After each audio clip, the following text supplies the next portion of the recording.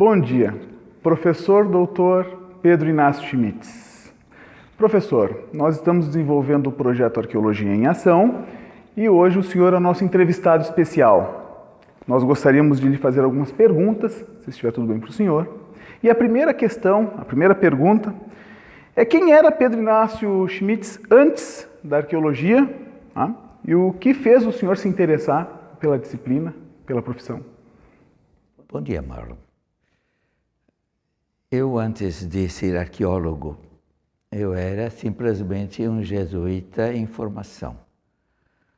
Eu, com 18 anos, fui para o noviciado, fiz 2 anos de noviciado, 2 anos de humanidades, 3 anos de filosofia.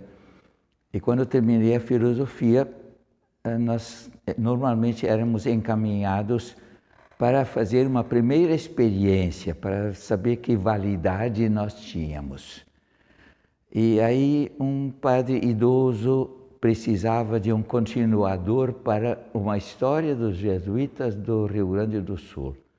Ele disse, tem um menino aí que escreve algumas histórias, eu quero ele bem formado, eu quero ele dentro da Universidade Federal. E aí eu fui parar na Universidade Federal para estudar História e Geografia, e no meio do caminho eu encontrei um outro padre jesuíta, Balduino Rambo. Balduino Rambo era botânico, era uma pessoa muito popular e era um místico. E tinha 2 cátedras da Universidade Federal do Rio Grande do Sul. Quando eu terminei o bacharelado, os primeiros 3 anos, ele olha para mim, você não quer trabalhar comigo aqui na universidade? Eu pensei, pode ser uma boa. E aí ele me disse mais uma coisa, que aí começou a minha arqueologia.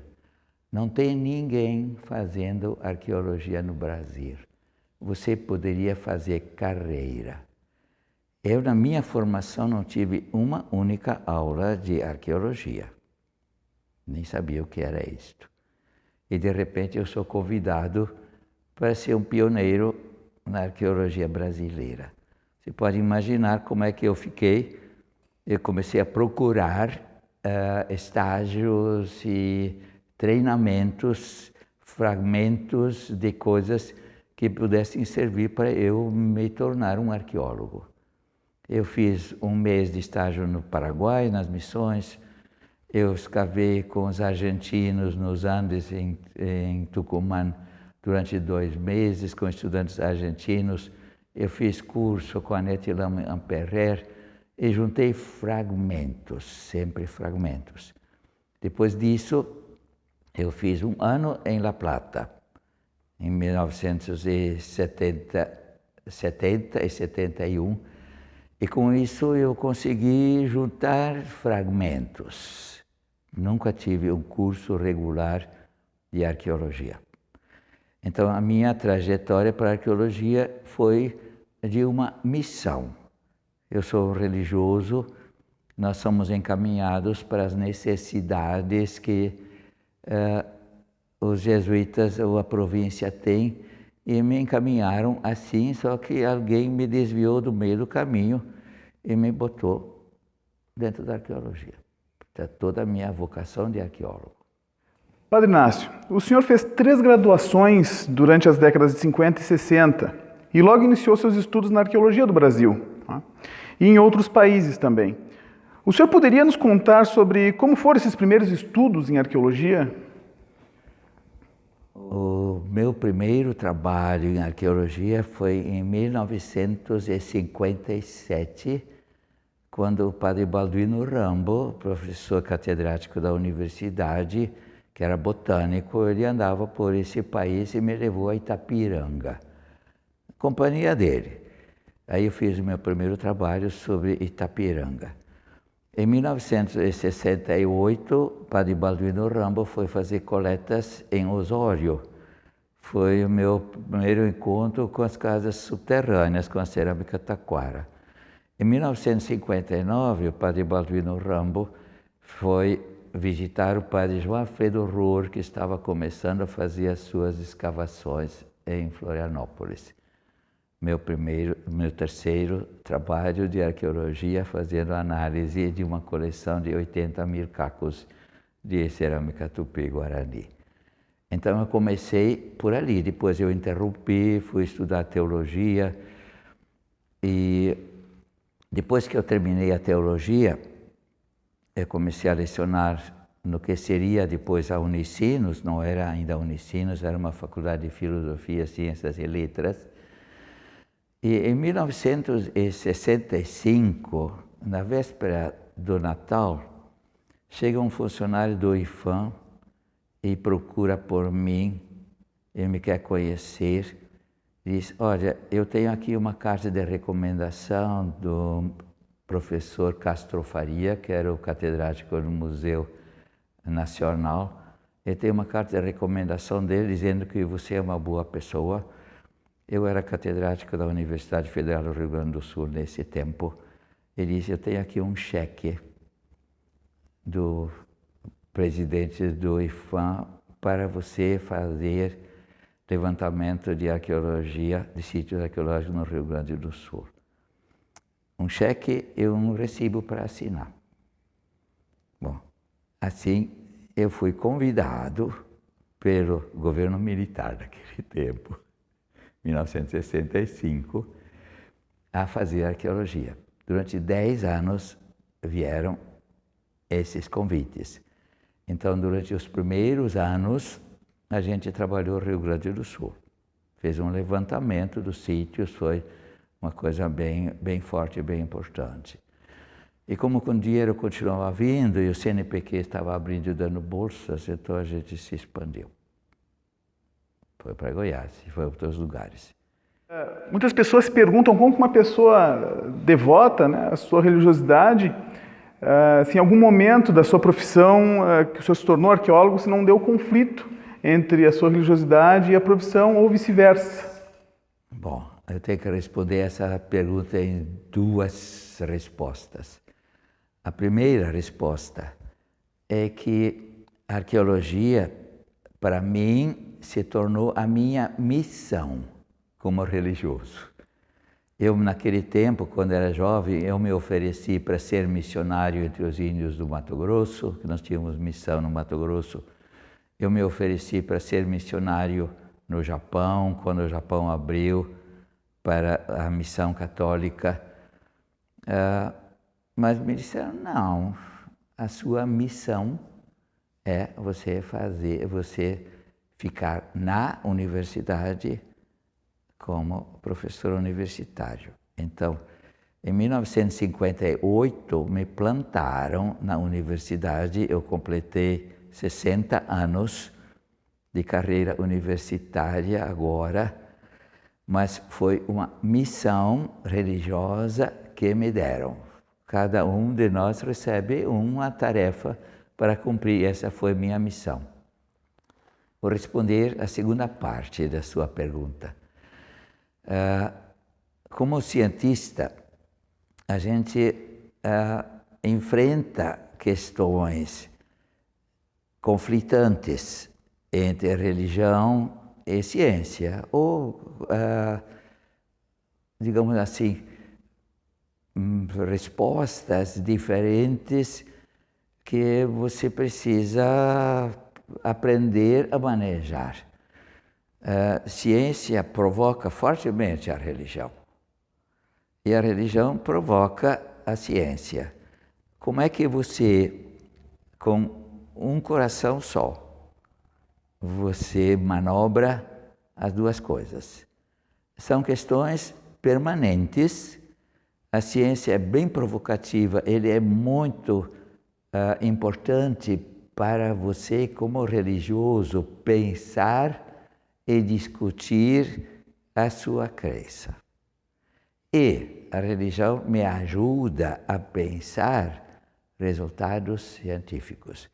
Então, para mim, claro, não é uma coisa tranquila, não é uma coisa assim que você responde num instante, você às vezes tem que refletir bem para saber o que é que realmente você ainda acredita, ou como você acredita. determinadas coisas. Mas isso é extremamente fértil, isso é extremamente bom para você pensar como cientista e como religioso. Eu nunca misturo ciência e religião. Eu nunca uso religião na ciência. Para uso público, eu sou cientista, assino doutor. Quando eu faço um casamento, ou um batizado, ou uma missa, eu celebro todos os dias, aí eu assino padre. E quando eu sou professor, eu assino professor. Então eu sou uma pessoa, mas eu tenho funções diferentes. Eu procuro, enquanto eu preciso manipular essas coisas, eu procuro manter as funções diferentes, cada uma dentro da sua categoria. Quais foram os seus primeiros mestres na formação em arqueologia, assim, os primeiros professores de arqueologia que o senhor teve, e quais as principais lições que eles lhe passaram, as lições mais importantes na arqueologia? As pessoas muitas vezes me perguntam quem orientou a sua tese de doutorado. Eu sempre tenho que responder, fui eu mesmo. Porque eu fiz o meu diploma através de um concurso de livre docência, que me deu ao mesmo tempo o título menor, que é o doutorado. Então eu fiz um concurso de livre docência. Mas eu tive alguns mestres. Não foram assim, alguns foram mais decisivos. O meu primeiro mestre foi Balduino Rambo, como professor, como pessoa que me ensinou a viver. Balduino Rambo era um grande cientista, mas era ao mesmo tempo um místico. Juntava as coisas, ele era muito parecido com Teilhard de Chardin, estava nesse mesmo nível. Então esse foi o meu mestre para eu aprender a balançar as coisas que eu tinha que fazer. Quando eu comecei a fazer arqueologia como técnica arqueológica, a minha primeira mestre foi Annette Lamming-Amperrer. Eu aprendi a escavar sambaqui com aquela minúcia toda, e para mim foi extremamente importante o ensinamento de Annette Lamming-Amperrer da vertente francesa. Eu tive uma outra professora que foi importante para mim, que nunca foi minha professora direta, nunca trabalhei diretamente com ela, foi Betty Meggers. Betty Meggers era minha madrinha. Quer dizer, ela me fazia as datações de carbono 14, ela me fornecia bibliografia, ela me oferecia uma bolsa no Smithsonian, mas ela nunca interferiu nos meus trabalhos. Então ela foi uma mestre assim, mais como madrinha. Meu mestre que me ensinou a pensar arqueologia foi em La Plata, Dr. Alberto Rex González, que era o melhor pensador da arqueologia sul-americana naquele tempo. Eu trabalhei com Rex González em 1960, quando ele era professor em Córdoba, junto com mais 37 alunos dele e mais um montão de outras durante 2 meses nos Andes. E aí realmente eu aprendi a pensar a arqueologia. A convivência foi com o crescimento de altas culturas. Nós escavamos desde sítios de paleoíndio, nós escavamos sítios da transição da agricultura e escavamos uma fortaleza incaica. Foi uma experiência radical para mim. E o Rex González era uma pessoa que pensava, e ele me ensinou a pensar. Neste ano, o Instituto Anchietano de Pesquisas está comemorando 64 anos de existência. Então, nós gostaríamos de saber como é que foram esses primeiros anos de atividade do Instituto Anchietano, quais eram as dificuldades, como é que foi a fundação. O Instituto Anchietano de Pesquisas nasceu no Colégio Anchieta, em Porto Alegre, por isso que ele se chama Anchietano. Naquele tempo, os colégios eram as casas de cultura, ainda não havia as universidades. Então, no Colégio Anchieta, nós tínhamos grandes pesquisadores de botânica, de biologia, de matemática, de química. E eles resolveram, como eles estavam desamparados e sozinhos, como jesuítas, resolveram fundar uma instituição que os juntasse, que eles desse apoio, que desse a possibilidade de publicação. Aí surgiu a revista Pesquisas, que mantivesse as suas coleções depois que eles tivessem desaparecido. Esse foi o plano da fundação do Instituto Anchetano de Pesquisas, quando ainda não havia universidades, que era uma coisa paralela com os institutos históricos daquele tempo. Eu era um estudante jovem naquele tempo, estava recém começando um magistério no Colégio Anchieta, e num sábado de tarde eu estava lá à toa, me disseram, vem cá, você vai escrever a ata dessa fundação. Então me convidaram para escrever a ata, eu escrevi a ata de fundação do Instituto. Mais tarde o padre Baldino Rambo propôs o meu nome para eu ser sócio, para ser admitido. Só que no estatuto constava que todos aqueles que tinham assinado a ata eram sócios. Eu tinha escrito e assinado a ata. Eu era um sócio fundador, então. Baldino Rambo, isso foi em 1956, Baldino Rambo morreu em 61, 5 anos depois. Eu não só herdei as 2 cátedras dele na universidade, que era o assistente mais antigo, como eu herdei o Instituto Anchetano de Pesquisas. Então, o Baldino Rambo fazia as edições da revista e eu herdei a edição da revista Pesquisas, 1961. Depois, o outro fundador, que era o padre Luiz Gonzaga Jäger, que me queria como historiador, ele também morreu, e eu fiquei o dono do Instituto Anchetano de Pesquisas. Durante 40 anos, eu fui o diretor, reeleito cada 2 anos. Então, eu cuidava dos negócios do Instituto, eu financiava, eu descontava 30% do meu salário para manter as coisas básicas do Instituto Anchetano de Pesquisas. Então, o Instituto, aos poucos, as faculdades aqui de São Leopoldo se foram firmando, essas que criaram a universidade depois. Nós tínhamos naquele tempo Faculdade de Filosofia, Ciências e Letras, Economia e Direito. Elas se firmaram e, na medida que elas se firmaram, os membros do Instituto foram se transferindo para a universidade. Em 1969, e o Instituto ficou, então, mais reduzido. O Instituto continua mantendo funções básicas. Nós temos a coleção de botânica, que é do Rambo e dos sucessores, são 140.000 plantas secas, está tudo online agora.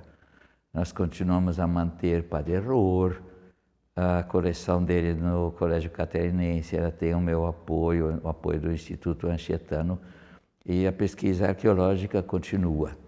Então, o Instituto se manteve, ele ainda existe, ele era mais independente até os 5 anos atrás, quando eles nos trouxeram para dentro da Unicinos, e atualmente nós somos um órgão da reitoria da universidade.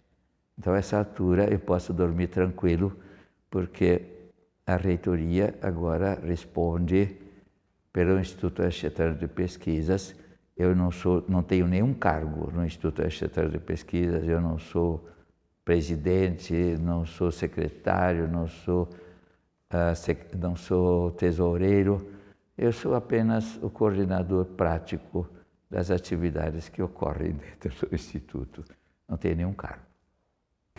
Padre Schmitz, após o fim do PRONAPA, do Programa Nacional de Pesquisas Arqueológicas, cada arqueólogo foi desenvolver sua pesquisa na década de 70. E aí nós gostaríamos de saber, o senhor foi testemunha dessas pesquisas, enfim, quais foram as principais contribuições delas na década de 70? Bom, naquele tempo, nós tínhamos no Brasil alguns esquemas teóricos e metodológicos. Nós tínhamos o esquema francês, que deu origem a Nied Guidon, André Proust, e todo esse programa francês. Nós tínhamos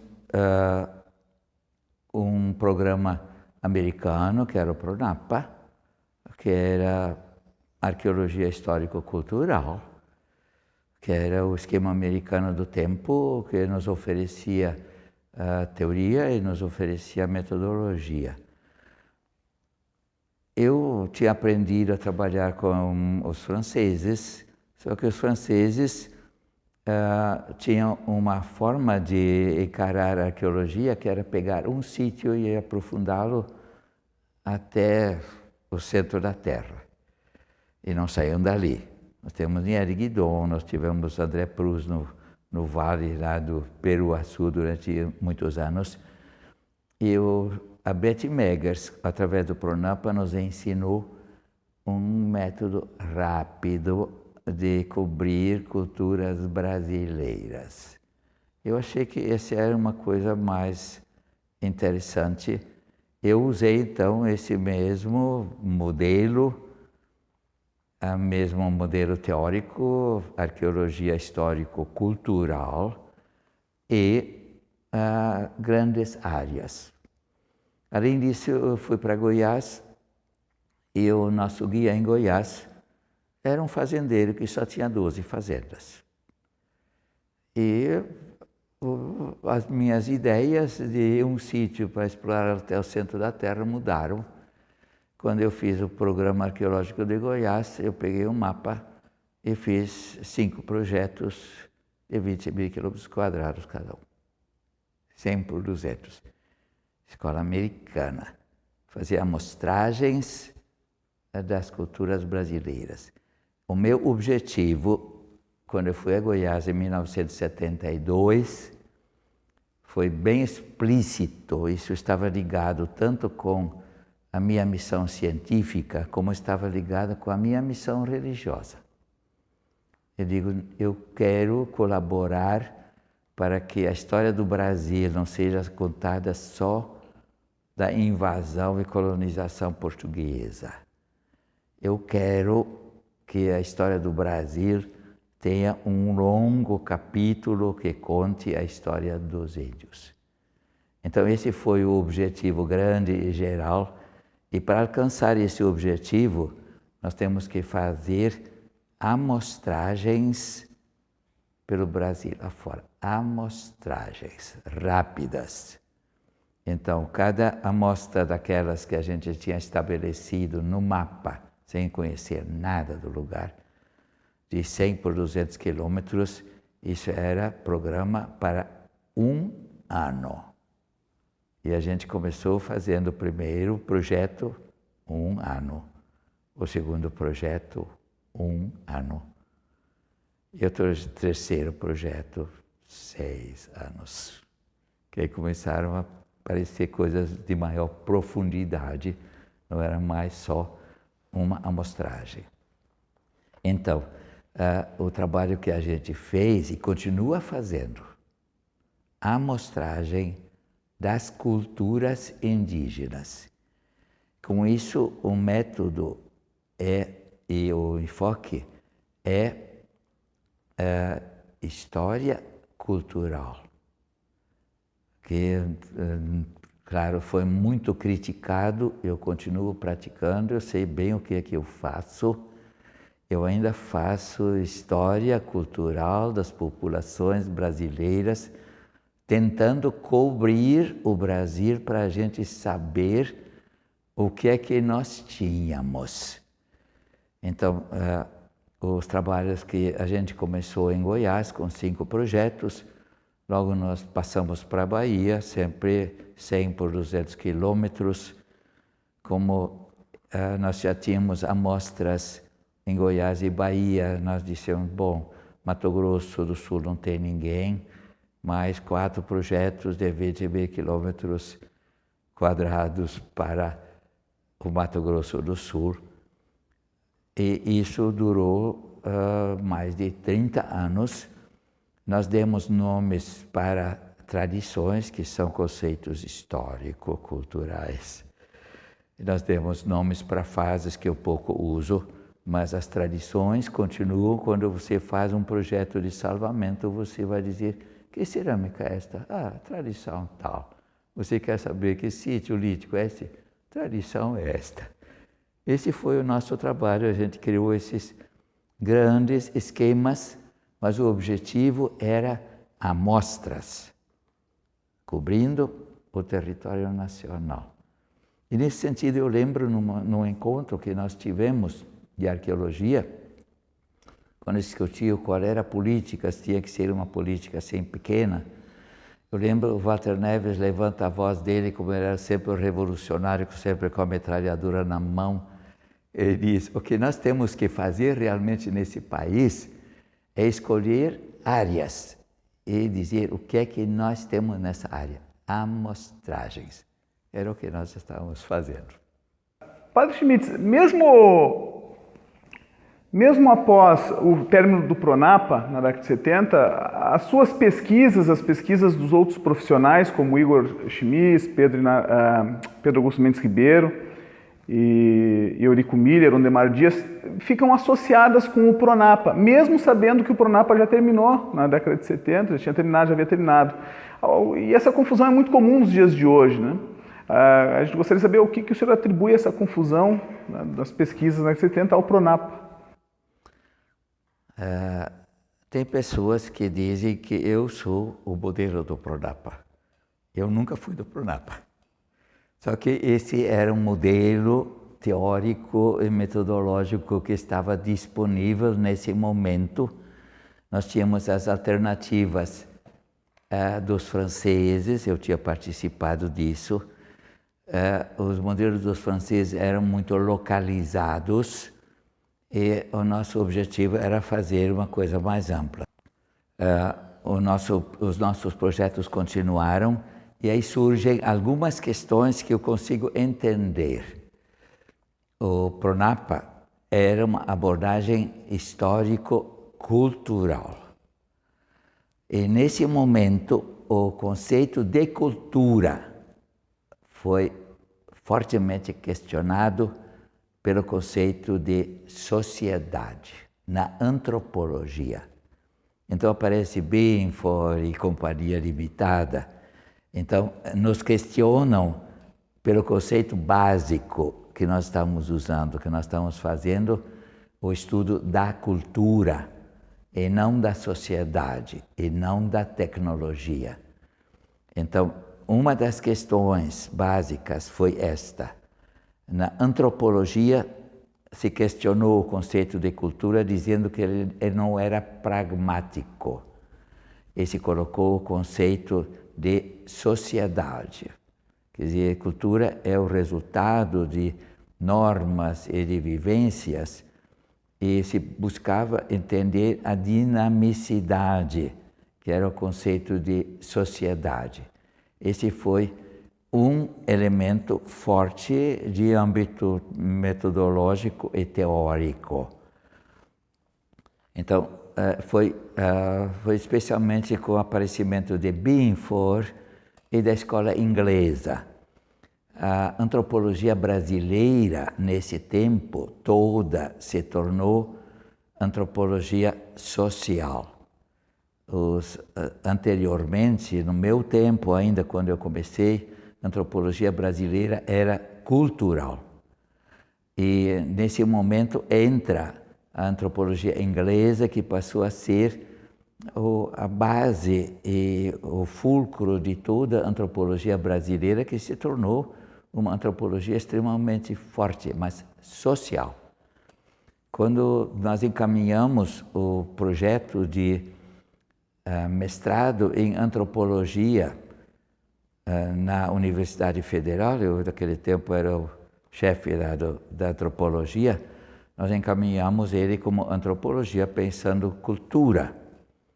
E a resposta do Conselho Universitário da Universidade Federal disse: não, senhores, antropologia social. A resposta do Conselho Universitário. Então eu consigo entender algumas coisas. Foram outras coisas que nasceram depois.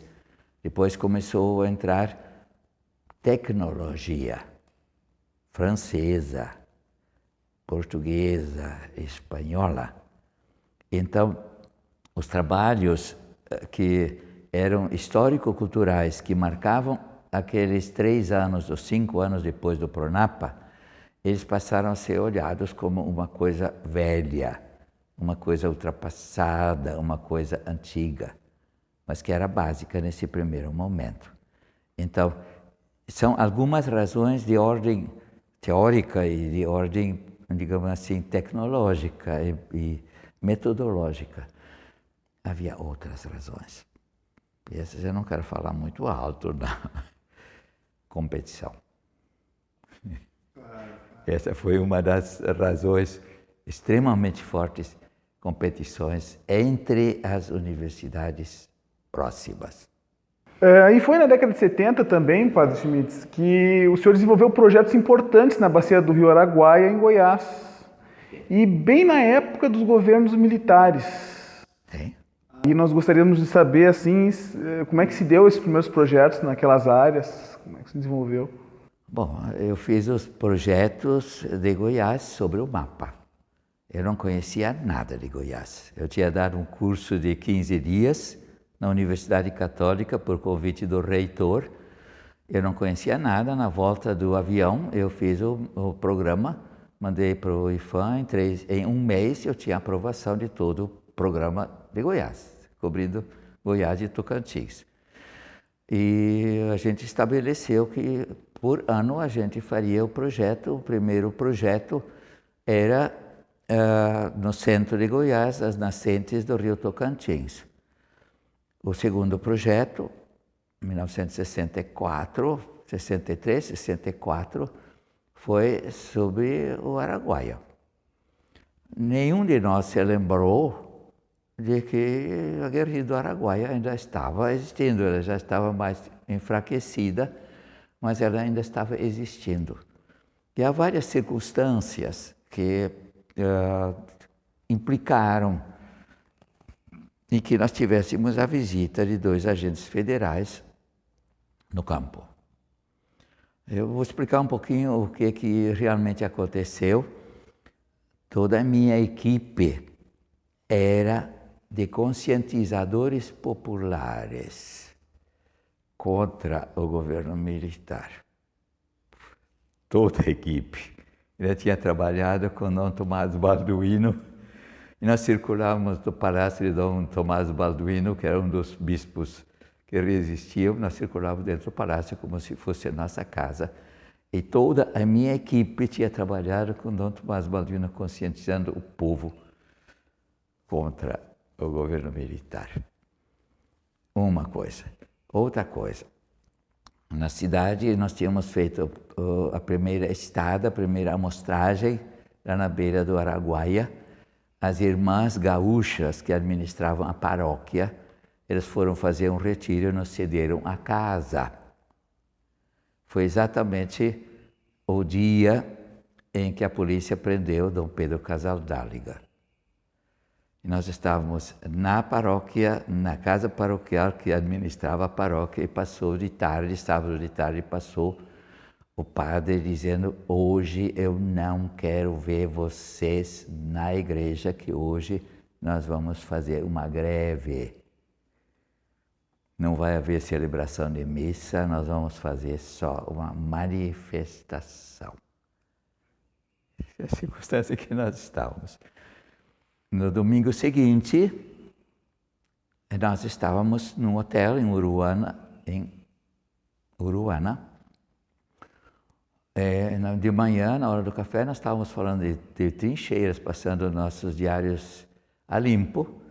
E, de repente, o diretor do museu me chama, o diretor do hotel me chama e diz: padre, vem cá, aqui tem 2 agentes federais, eles querem entrevistar você. Aí reunimos a equipe, eles queriam entrevistar a equipe toda e perguntaram: cadê o cubano que está viajando com você? Eu falei: bom, não tem nenhum cubano aqui, mas era o pretexto para eles nos entrevistarem. Eu apresentei documentos. Eu era professor federal. eu tinha verba federal. Eu tinha uma carta do IPHAN dizendo que era uma pessoa conciliadora. Aí a Polícia Federal desconfiou. E disse, isso é demais. Mas era a pura realidade. Eu era isto nesse tempo. Bom, eles entrevistaram todos os outros colegas, um por um. E quando estavam entrevistando os outros colegas, o diretor, o proprietário do museu do hotel me chama outra vez e disse, Padre Schmitz, vem cá. Eu chamei o secretário de Segurança do Estado para defender vocês contra a Polícia Federal. Assim, não aconteceu nada. Nos projetos seguintes que nós estávamos na área, nós sempre nos apresentávamos à Polícia Federal em Goiânia, o reitor nos levava e nós tínhamos uma carta do secretário de Segurança do Estado. Ele nos apresentava à Polícia Federal do Estado, nós tínhamos uma carta das duas polícias, e eles sabiam em qualquer momento onde nós andávamos. Mas nós nunca tivemos nenhum outro incidente. A gente fez bobagem antes de entrar numa área conflitada sem se dar conta do conflito e com esta equipe, que era a minha equipe desse tempo. A tradição Itaparica é uma cultura arqueológica reconhecida hoje no Brasil inteiro, em praticamente todo o centro-oeste, sul do nordeste. Como que foi identificar a tradição Itaparica, reconhecer os principais artefatos e como foi identificar ela nesses primeiros anos, né, da tradição Itaparica? Quando a gente começou a pesquisa em Goiás, apareceram coisas diferentes. E o primeiro passo foi procurar alguma coisa já estabelecida, já descrita. Assim, quando encontramos todo aquele material novo em Serranópolis, especialmente, a gente se perguntou o que é que existe no Brasil parecido com isto. E havia uma coisa que se parecia com isto, que era o que o Caldeirão tinha estabelecido como tradição Itaparica, em Itaparica, naquela grande barragem. Eram uns instrumentos semelhantes. Eu não gostei nunca de criar fases. Eu procurava encontrar alguma coisa e aí nós colocamos o nome de tradição Itaparica naquele material que estava surgindo. Eu fui muito questionado depois e com razão de eu transferir esse nome tradição Itaparica para esse novo material. Na realidade, se a gente fosse fazer uma reclassificação de acordo com as velhas regras, esse material de Goiás não seria tradição Itaparica. Seria alguma outra coisa, porque nem as datas coincidem e o material de Itaparica é muito pouco característico. Mas, atualmente, a tradição Itaparica é Goiás, não é mais Bahia. Então, são esses acidentes, nós cometemos vários erros assim, que se firmaram. Eu também transferi aquela outra tradição cerâmica, que nós estamos encontrando Aratu. Nós também procuramos alguma coisa parecida e apareceu aquele cemitério de Aratu, na cidade da Bahia. A gente encontrou aquelas peças parecidas e dizemos, bom, tradição Aratu. Hoje em dia a tradição Aratu é Goiás e não é mais Aratu, da Bahia. Quer dizer, nós fizemos várias coisas assim, contra a regra, mas se firmaram mais os conceitos em Goiás por causa da abundância do material que caracterizou melhor a tradição Itaparica em Serranópolis do que lá em Itaparica, na Gruta do Padre, que só tinha umas coisinhas muito pouco caracterizadas. Então, quando a gente publicou a primeira vez Itaparica, foi em 1980, no terceiro simpósio de arqueologia goiana, por ocasião da fundação da Sociedade de Arqueologia Brasileira. Então isso ficou conhecido e as publicações já falavam que eu tinha amigos pelo Nordeste que tinham encontrado material parecido com isso. Eu fiz uma expansão daquilo que nós tínhamos em Serranópolis, falando também do Nordeste, de Pernambuco, do Rio Grande do Norte e de outros lugares. Fui muito questionado também por causa disto. Fui muito questionado depois pela tese do Lucas, que trabalhou sobre aquela barragem lá no Tocantins. Também fez um trabalho na beira do rio Araguaia e também foi questionado. No fim, quando entraram os franceses nesse jogo e começaram a publicar coisas sobre a tradição Itaparica, então de repente ela tomou um caráter internacional e se afirmou como tradição Itaparica. Hoje em dia nós temos uma porção de trabalhos confirmando, usando o material de Serranópolis para novos trabalhos, para novas comparações, para outros tipos de enfoque.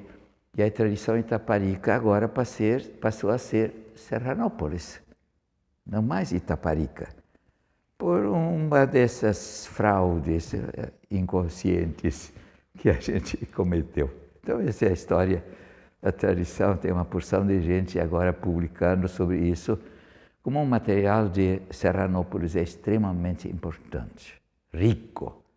Você nunca chega a analisar todo ele de uma vez, ninguém tem coragem de pegar uma coleção inteira e fazer uma análise, porque ele é muito abundante. Então ele possibilita ainda muitíssimas análises. Itaparica agora é Serranópolis, não é mais Bahia. E quais as diferenças que o senhor vê, professor, da arqueologia brasileira na década de 70 para a arqueologia brasileira nos dias atuais? Não tem como comparar. Na década de 70, nós tínhamos as escolas que eu falei antes, quer dizer, nós tínhamos franceses, nós tínhamos americanos, nós estávamos buscando, os franceses estavam buscando o paleo-índio, nós estávamos buscando as culturas cerâmicas, especialmente, fazer amostragens. Era uma questão de cultura ou de evolução da cultura. Depois da década de 80, com a portaria do CONAMA, entrou resgate, salvamento, mudou completamente. Hoje em dia, eu realmente não sei. Hoje em dia nós temos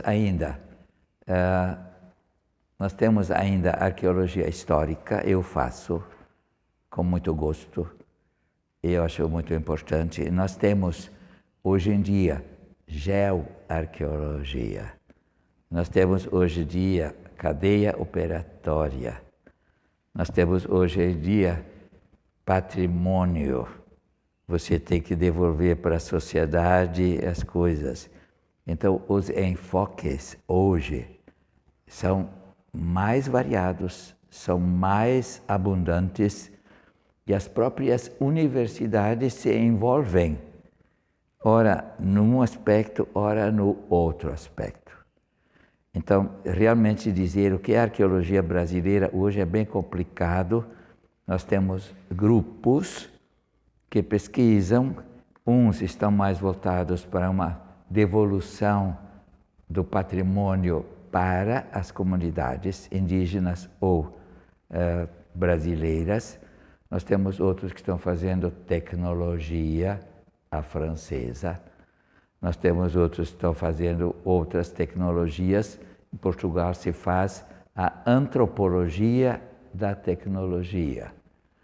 Então nós temos hoje em dia uma quantidade de enfoques diferentes que é possível entender, é a variedade que existe, a multiculturalidade e agora também na ciência nós temos esses diversos enfoques. Todos eles são interessantes. Todos eles são interessantes e podem ser necessários num determinado momento. Eu aceito todos eles e eu procuro entendê-los. Na década de 80 foi fundada a Sociedade de Arqueologia Brasileira na qual o senhor teve uma fundamental importância na criação. E aí nós gostaríamos de saber qual era o contexto na década de 80 para a criação da Sociedade de Arqueologia Brasileira e os principais objetivos dela. Bem, vou ter que recuar um pouquinho mais, rapidinho. Os primeiros encontros de arqueologia brasileira foram os simpósios de arqueologia da área do Prata, 1967, que é o mesmo objetivo que tem de novo agora depois de 50 anos, com reunir as pessoas da Bacia do Prata. Depois disso surgiu a Sociedade Brasileira para o Progresso da Ciência, onde anualmente nós tínhamos o nosso encontro. Mas nós não tínhamos uma sociedade. Então, na década de 70, surge a primeira escola, a primeira faculdade de arqueologia na Estácio de Sá. Estácio de Sá era uma faculdade de direito de desembargadores bem estabelecidos e queriam uma sala de visita para a sua faculdade de direito e criaram uma faculdade de arquitetura. Naquele tempo, as primeiras damas dos ministros, Beltrão e outros, eram arqueólogas e eram assuntos de salão para essas primeiras damas. Então se criou essa faculdade de arqueologia. Na década de 70, então, o grupo que se reunia na SBPC, nos encontros no simpósio de arqueologia da área do Prata, se reuniu e discutiu violentamente um estatuto, que seria, como que seria uma Associação Brasileira de Arqueologia. E esse grupo defendia que fosse uma sociedade cultural de arqueologia. Era a Universidade de São Paulo, aqui o Instituto Anchietano, e mais uma porção de gente que defendia a fundação de uma sociedade cultural de arqueologia. E a Estácio de Sá, a única faculdade de arqueologia, dizia: nós vamos fundar uma associação de arqueólogos com seu sindicato. Então, em 1980, quando nós fizemos o terceiro simpósio de arqueologia goiana, quando entra pela primeira vez Serranópolis, nós tínhamos convidado todos os arqueólogos conhecidos do Brasil para essa reunião. E estavam presentes todos, eram 20 e poucas pessoas. Depois que terminou o simpósio, na Universidade Católica, o povo olhou um para o outro e disse: nós temos estatuto, os arqueólogos estão todos aqui, por que é que nós não fundamos a sociedade aqui? Ninguém falou explicitamente que os alunos da Estácio não estavam. Só tinha um professor da Estácio. Então foi uma espécie de golpe dado pela sociedade acadêmica contra a nova fundação. E a Escola Estácio de Sá dizia: a partir de agora só os formados na Estácio vão fazer arqueologia. Estavam querendo uma legislação como surgiu agora. Isso naquele tempo, 1970. Então, o pessoal reunido realmente deu um golpe nessa proposta.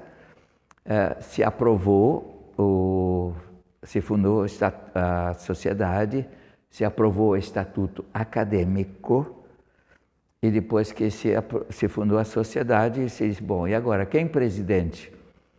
Eu nunca participei de nenhuma discussão do estatuto. Eu estava no Paraguai uma vez, estava na Argentina outra vez. Eu estava parado num canto e disse: aquele lá do canto, presidente. E agora? E o secretário, o professor da Estácio. Com isso se conciliou o acadêmico com a fundação da Estácio. Quem fez todo o registro do Estatuto, quem fez todo o trabalho da instalação da sociedade, Estácio, professor Estácio. No Estatuto constava que anualmente nós, 2 em 2 anos, teríamos que fazer eleição. Como fazer eleição presencial nesse país? E a gente inventou o Congresso. Onde? Na Estácio.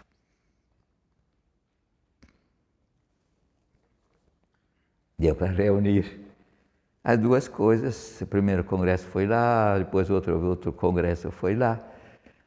E a gente conciliou essas duas tendências que eram extremamente conflitantes, eram extremamente fortes. Então, em nome do projeto Arqueologia em Ação, a gente agradece muito a sua disponibilidade, agradece muito as suas informações na entrevista. Muito obrigado. Eu é que agradeço por poder conversar, para poder comunicar coisas que aconteceram, que fazem parte da memória da arqueologia brasileira.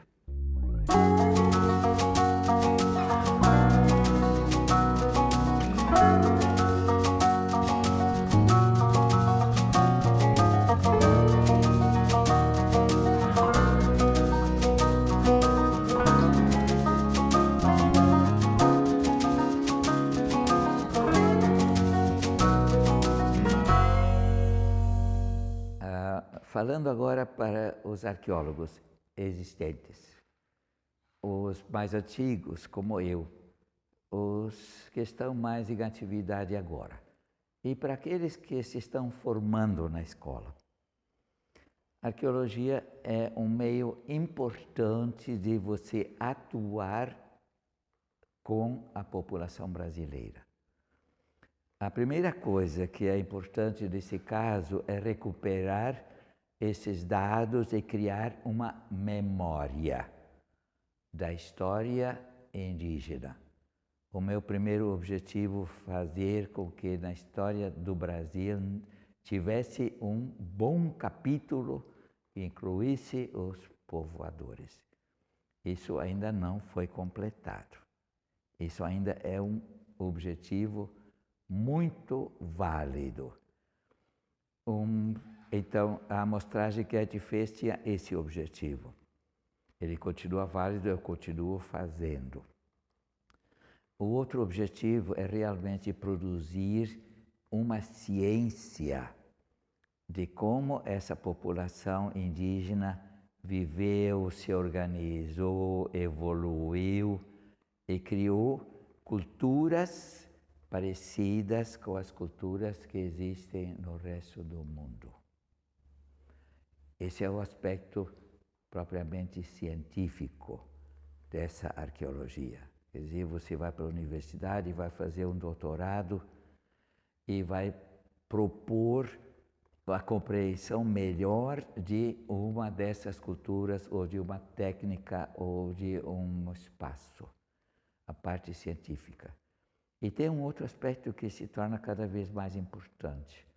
Você pode fazer arqueologia para o mundo e publicar numa revista 1A, ou você pode fazer arqueologia para uma população com a qual você convive.